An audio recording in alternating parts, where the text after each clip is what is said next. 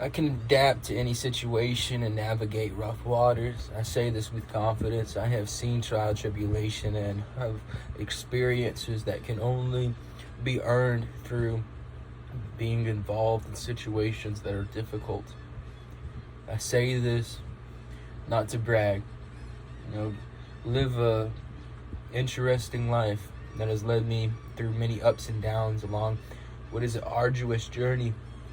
But at the end of the day, I have gained skill sets and capabilities that make me a valuable, insightful person to have by your side. I am decent, and I'm holding the line to what is a war, and I am leading what is a fleet, a ship, one of many, a crew, one of many. What is there to say? I am still programming, I'm still innovating, I'm still building software. The story, it's just getting started, and there's already so much that has already happened. It's hard to articulate in such a short form. So, I leave you wondering, and I'll say this with stride.